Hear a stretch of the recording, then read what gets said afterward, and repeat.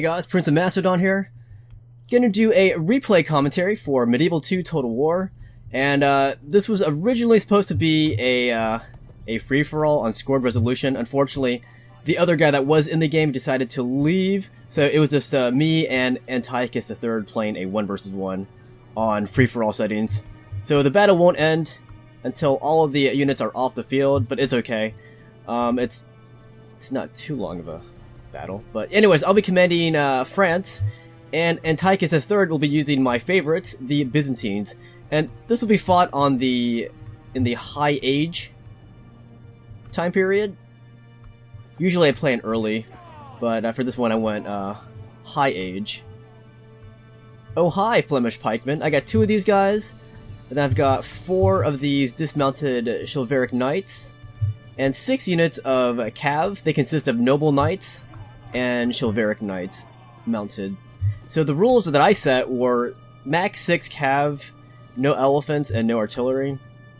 That seems to be the popular rule set, or at least rules that people will agree to play on Medieval 2. I don't really have any specific set. I would play on no rules. I really don't care what the rules are for Medieval 2. Then we shall show you the Byzantine army. Oh, let me show you my deployment first here. Most of my forces are right here, but I have 3 hitting cav units over here. Pretty cool, huh? Now, this is Antiochus III's Byzantine army. He has, 2 cataphracts here. He's got a general's bodyguard in the middle. He has 2 more additional cataphracts on the other wing, so it looks like a proportional deployment, a balanced one. He's got some Trebizond archers. 1, 2, 3... 4 Trebizond archers. Byzantine infantry, he has 1, 2, 3, 4, 5, 6, wait, I don't know. Well, there's dismounted Byzantine lancers and there's some Byzantine infantry. You can see for yourselves, I'm not counting. It's too cool for that. Here's some more. A lot of infantry, basically. And he has Varangian Guard. I'm sure he has more than 1. He might have some in those trees right there, I forgot. But anyways, I'm gonna come forward here. He's gonna shoot me with his archers, though. So I will start coming forward here with my Flemish pikemen. I basically decided to use these guys as meat shields, but originally I was gonna have them help out fight against enemy cav. But since I was being shot, I just made them the meat shields. The DMS, Designated Meat Shields.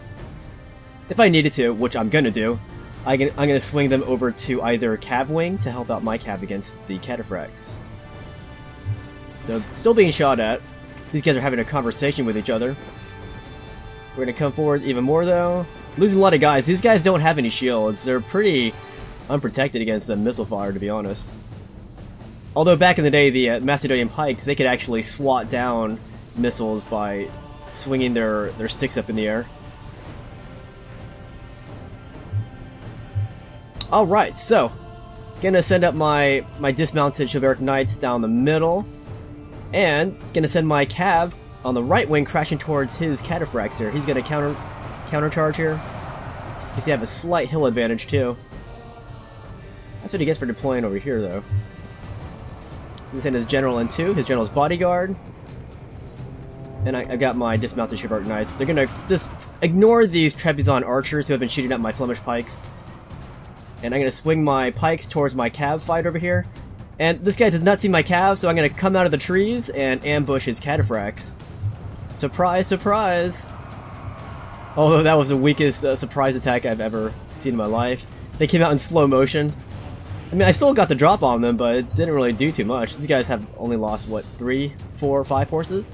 These guys have lost 9. I guess it was okay. Had this been Rome 1, I would have slaughtered those horses in like seconds. Well, depending on the matchup, of course. So, this is going on over here on the right wing. He's going to peel off some Varangian Guard to help out. And I've got some Flemish pikes coming in as well, trying to help out in this fight. Now, I thought he was going to hit my cav. Instead, he chooses to hit the flanks of my dismounted chivalric infantry line here. So I'm going to start moving up these Flemish pikes to encounter these Varangian Guard. Now, over on the left, My opponent's using his infantry to assist the cav fight. I'm going to pull back a little bit and he's actually going to pursue me up this hill here. And I made some huge micro mistakes. I left him right here. I didn't think he was going to pursue them. Because I was switching my focus between left and right wing. This guy just charges up here, and my guys will get caught out like this, so it kind of sucks for me. And over in the middle, it's a pretty good fight here. So it says my guys are losing, his guys are fighting. I don't know if that means they're winning or not, I don't know. It says my guys are still losing over here.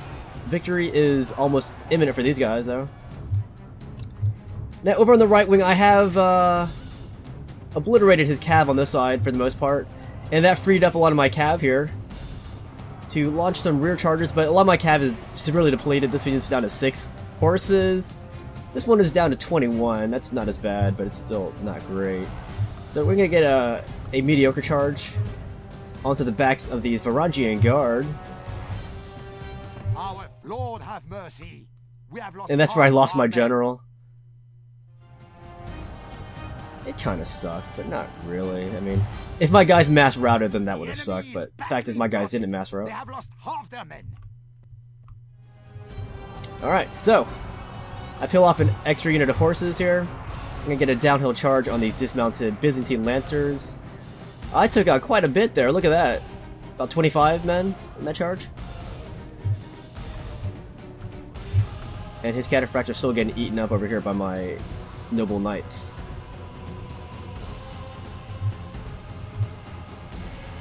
I mean, I meant to show this as a live commentary, but unfortunately the, what do you call it? It was just lagging too much, so when I turned off fraps, it stopped lagging, so I didn't want to affect the performance. So I just stopped recording and decided to just do a replay commentary, which I haven't done in a while, so I was like, hey, why not? We'll do it old school. I used to do all kinds of replay commentaries. But I discovered, in my opinion, that the live commentaries are better, because you catch everything that I saw during the battle. When I do these replay commentaries, I'm missing quite a lot of action, and you don't see how I'm commanding the troops, you just see what they're doing. But with live commentaries, you can see what I'm pointing at, what I'm saying, what I'm thinking, well, what I'm openly thinking. I just think live commentaries are a lot more riveting than these replay commentaries. But with replay commentaries, you can do a lot of close-ups. But at this point, with a game so old, like Medieval 2 and Rome 1, I mean, you guys have to know what this game looks like up close. So yeah, you can see it's a desperate battle. The balance bar still doesn't like me. Look at that. Balance of forces is evenly matched. So it's extremely bloody, though. We're all losing all kinds of noble heroes on our sides. So I'm going to try to charge at these Trebizond archers right here with this unit of, what, 9 noble knights? I'm not going to make too much headway. See, they're at 60 right now, these archers. After the charge, they go down. They only lose 6 men in that charge. That's pretty weak. This guy's going to peel off some cataphracts. So I guess the victorious infantry over here, I'm going to send them over this way. Take on these Varangian Guard. He just charged me with some cataphracts. That is general? Yeah. His general still lives, mine does not. Anyways, I finally beat all the dudes on this side, beat his infantry, beat his cav, so I'm going to send all those cav over here to charge into these guys. The battle seems to be swinging in our favor. From such tidings, I peeled off this unit right here to chase these Trebizond archers back there shooting at me. So this charge, when I get them in, it just incinerates a lot of these guys, pretty much obliterates his infantry force at this juncture here in this battle. So yeah, I prefer live commentaries, to be honest. Before I would do replay, live, back and forth. But you know, over the years, I just think live commentary is a lot more riveting, a lot more engaging. You can follow the story a lot better than these close-ups where you don't see the big picture. And I don't remember everything that I saw when I'm doing these replay commentaries. You know, capturing all of the crucial moments. Gonna try to run these guys over. Our men have slain the enemy general. Now so at that point we killed the enemy commander. So both commanders did not survive this fight. Now remember, this was supposed to be a scored resolution free-for-all. So even when my opponent admits defeat, which you'll see, the battle will keep going on. But he does admit defeat at some point, you're gonna see it. And I try to tell my guy to stop killing these guys after he admits defeat. Because on scored resolution, you can pretty much run all these guys down. But it doesn't have an... It might represent the battle if I just kill everybody. So I try to let the rest of them get away after he admits defeat. You know, just to give it a better idea of the actual casualties, not me just killing all these routing units here. But I did succeed here in this fight. I was very happy. Although I would have been happier if that third guy would have stayed, because then we could have had a three-way scored resolution free-for-all. Which would be very entertaining, because we'll be racing to get in the fight. I mean, if you do it right. If you camp out, you're pretty much going to be dead already, because you can't get the points by camping in a 3-player scored resolution. So it's basically a race to get into action, kill many people, and then move on to the last opponent who stayed out of the fight. But the really cool ones are when everyone stays and attacks each other all at once, but everybody wants to kill, so it becomes a big, chaotic mashup.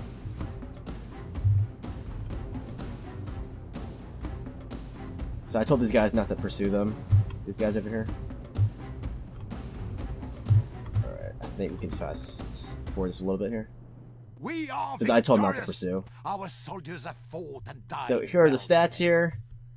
Yeah, look how bloody that was. Look at that. I lost 459. This guy lost 932. I hope this guy frees my 10 soldiers. I'm gonna have a little prisoner exchange after this war's ended between France and the Byzantines here. Yeah. Anyways, good game to Antiochus III. Very cool name. As you guys know, Antiochus III is one of my favorite military commanders of all time. He was definitely far from being great, but I love his story. But definitely had many military flaws, but still awesome to read about in my opinion. Anyways, good game to him. Hope you guys enjoyed this Medieval 2 battle.